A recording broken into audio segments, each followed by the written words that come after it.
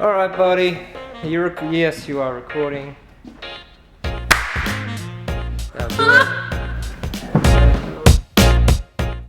One of the areas that a lot of people talk about is the sales and marketing alignment. And I get it, there's a lot of fluff associated with sales and marketing alignment. There's a lot of jargon going around, and I'm, to be honest, tired of hearing the term sales and marketing alignment. It's one of those buzzwords that it just does my head.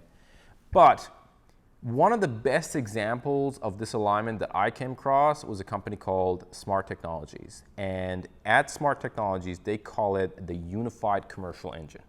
And man, that sounds a lot better than sales and marketing alignment.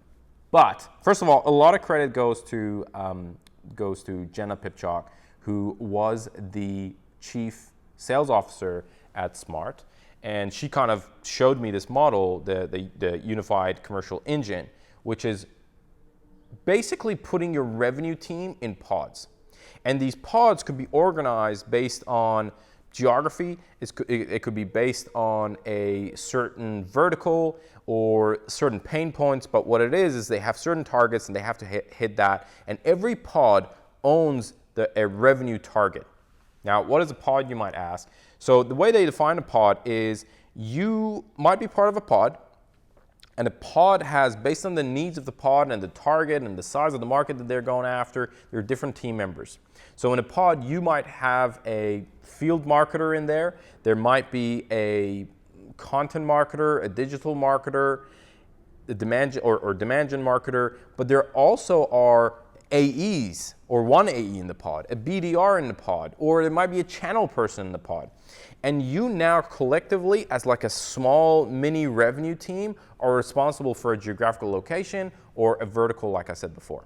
Now that is a very fascinating idea, because now if you're a demand gen marketer, you're not just sitting around other demand gen marketers in your organization and see what they're doing. Now you're part of this pod and you're talking to, across the table, you have an AE who's sitting there and you guys are communicating and talking about what is working, what is not working. You have a field marketer, you have a content marketer, you have a BDR or an SDR that you're working at, and you become these little mini companies or revenue teams inside of the organization.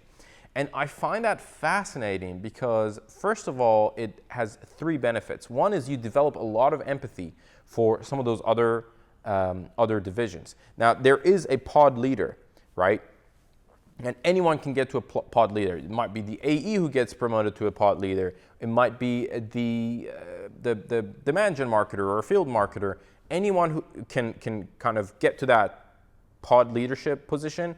But the fascinating thing is, through this model, how much empathy you're going to build for other roles, the amount of cross-discipline knowledge that you're going to gain, because you've never been so close to seeing what an AE does, and an AE has not been this close to seeing what a demand gen marketer does, because now you're all part of the same team and report to the same person.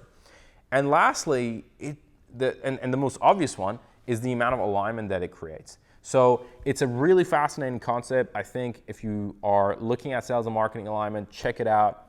The Unified Commercial Engine, really fascinating. Love to hear what your thoughts are and what's working. See you later. Peace.